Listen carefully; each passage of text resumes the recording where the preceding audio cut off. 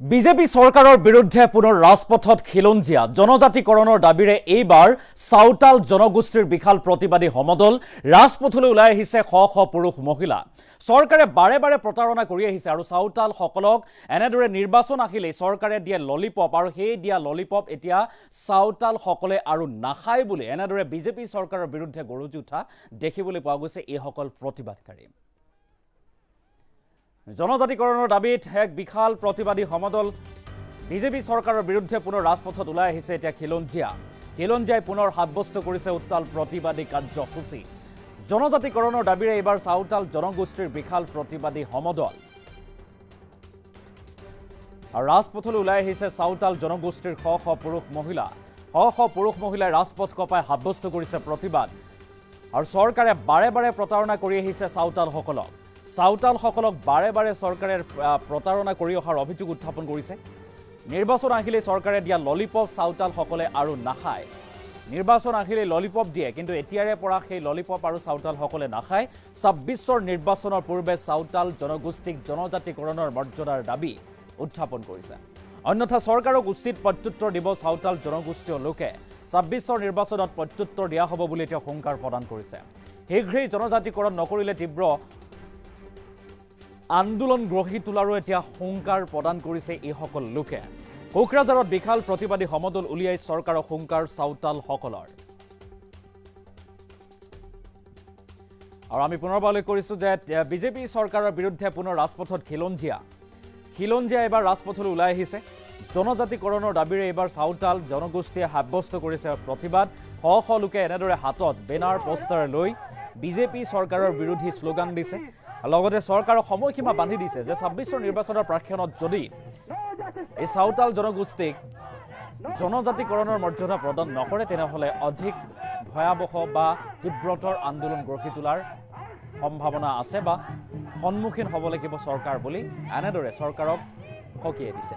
চৰকাৰে বাৰে বাৰে কৰি আহিছে চাওতালসকলক প্ৰতাৰণা আৰু চৰকাৰে নিৰ্বাচন আহিলেই ললিপপ দিয়ে, কিন্তু এতিয়াৰে পৰা চৰকাৰে দিয়া সেই ললিপপ বা মিছা প্ৰতিশ্ৰুতি আৰু নলয় বা গ্ৰহণ নকৰে এইসকল চাওতালে, যাৰ বাবে আমাৰ দাবী ন্যায্য দাবী বিশাল প্ৰতিবাদী গণসমদল উলিয়াইছে সদৌ চাওতাল ছাত্ৰ সন্থাৰ নেতৃত্বত চাওতাল জনগোষ্ঠীয় শ শ লোকে। ৰাজপথত এনেদৰে সাব্যস্ত কৰিছে উত্তাল প্ৰতিবাদী কাৰ্যসূচী। প্ৰতিবাদৰ দৃশ্যাংশ আমি দেখুৱালোঁ। শ শ লোকে হাতত বেনাৰ পোষ্টাৰ লৈ কেৱল মাত্ৰ নিজৰ অধিকাৰ বিচাৰি জনজাতিকৰণৰ মৰ্যাদাৰ দাবী কৰি সাব্যস্ত কৰিছে উত্তাল প্ৰতিবাদ।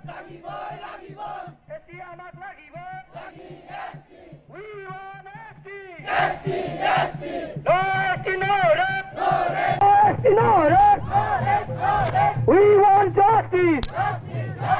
We want justice. No justice, no rest. No. Asu long live. Asu long live. Asu Jindabat. We want justice. We want justice. Amar lage justice.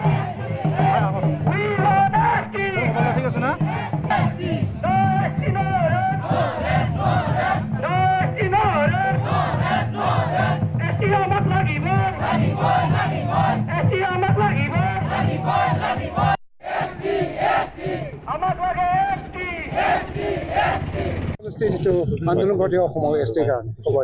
চাওক, চাওতালসকল ভাৰতবৰ্ষৰ ট্ৰাইবেল হয়, কিন্তু অসমত পৰিতাপৰ কথা যে অসম চৰকাৰে আজিলৈকে আইডেণ্টিফিকেশ্যন কৰা নাই।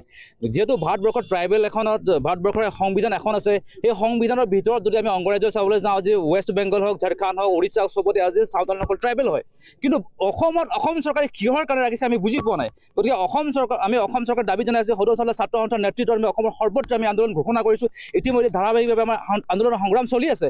আমি অনাগত সময়ত যদি অসম চৰকাৰে আমাক চাওতাল জনগোষ্ঠী ৰিকগনাইজ নকৰে, আমি অনাগত সময়ত আমি ইয়াৰ তীব্ৰতৰ আমি সংগ্ৰাম গঢ়ি তুলিম। অসম চৰকাৰে যাতে আৰু অনাগত আপোনালোকে জানে বিগত আমাৰ ২৬ৰ নিৰ্বাচন সমাগত হৈ আছে। গতিকে অসম চৰকাৰে ২৬ৰ আগতে ইলেকশ্যনৰ আগমুহূৰ্তত অসম চৰকাৰে প্ৰত্যেক বছৰে আমি দেখিবলৈ পাইছোঁ যে ৫ বছৰ মূৰে মূৰে চৰকাৰ বদলি হয়, কিন্তু যেতিয়া ইলেকশ্যন আহে ইলেকশ্যন আগমুহূৰ্তত অসম চৰকাৰে আমাক লালিটোপ দিয়ে।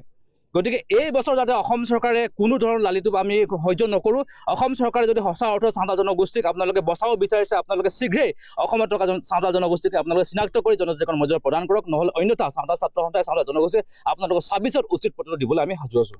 ৬ জনগোষ্ঠীৰ মঞ্চৰ পৰা আমি চাওঁতা ছাত্ৰ সন্থা আমি আছোঁ, যদিও চাওঁতা ছাত্ৰ সন্থা আমি সুকীয়াকৈ এইকাৰণে বিচাৰিছোঁ যে অসমত চাওঁতালসকল ভাৰতবৰ্ষৰে ভূমিপুত্ৰ হয়, চাওঁতালসকল ভাৰতবৰ্ষৰ মূল বাসিন্দা হয় আৰু অসমৰ আমি মূল বাসিন্দা হয়। গতিকে অসমত আমি ৬ জনগোষ্ঠীৰ লগত থকাৰ উপৰিও চাওঁতালসকলে আমি সুকীয়াকৈ ডিমাণ্ড দি আছোঁ যাতে অসমত থকা চাওঁতালসকলক সুকীয়াকৈ পৰিচয় প্ৰদান কৰিব লাগে আৰু সুকীয়াকৈ আগবঢ়াই নিব লাগে। আমি অসম চৰকাৰে যিটো প্ৰতিবেদন দাখিল কৰিব যাতে চাওঁতালসকলক সুকীয়াকৈ চাওঁতাল হিচাপে তেখেতসকলে অসম চৰকাৰৰ প্ৰতিবেদন দাখিল কৰিবৰ কাৰণে আমি আহ্বান জনাইছোঁ। গতিকে আমি চাওঁতাল ছাত্ৰ সন্থাই চাওঁতা জনগোষ্ঠী আমি সুকীয়াকৈ সংগ্ৰাম অব্যাহত ৰাখিছোঁ। দীৰ্ঘদিনৰ পৰা আমি আন্দোলন কৰিছোঁ, দীৰ্ঘদিনৰ পৰা আন্দোলন কৰি ফালে আমি ইয়াত মিডিয়াম পাবলৈ সক্ষম হৈছোঁ। ইয়াত বড়ো মিডিয়াম, অসমীয়া মিডিয়ামকে আৰম্ভ কৰি নতুনকৈও ইয়াত চাওঁতালী মিডিয়ামো ইয়াত সন্নিৱিষ্ট কৰা হ'ল। আমি দাবী জনাই আহিছোঁ যে ইয়াত পাঠ্যপুথি আদি কৰি যিখিনি খৰতকীয়া কাম কৰিব লাগে সেইখিনি কিন্তু যথেষ্ট পলম হৈছে। তাৰ এইখিনিতে মই ক'ব বিচাৰিছোঁ যে শিক্ষক নিযুক্তিৰ ক্ষেত্ৰত অসম চৰকাৰে যি খৰতকীয়া নীতি অৱলম্বন কৰিব লাগিছিল আৰু শিক্ষকৰ যাৱতীয় কামৰ কাৰণে যিখিনি বাজেট ধৰিব লাগিছিল আজিৰ তাৰিখলৈকে কিন্তু অসম চৰকাৰে তাক আওকাণ কৰাৰ নিচিনা আমি দেখিবলৈ পাইছোঁ। সেইকাৰণে আমি চৰকাৰক বিনম্ৰভাৱে অনুৰোধ জনাইছোঁ যে অতি সোনকালে আমাৰ যি ৪ দফীয়া দাবী আছে এই ৪ দফীয়া দাবী বিনা চৰ্তে চৰকাৰে আজি ইমপ্লিমেণ্ট কৰিব লাগে, অন্যথা চাওঁতাল ছাত্ৰ সন্থাই বৃহৎতকৈ বৃহৎ গণ আন্দোলন গঢ়ি তুলিব।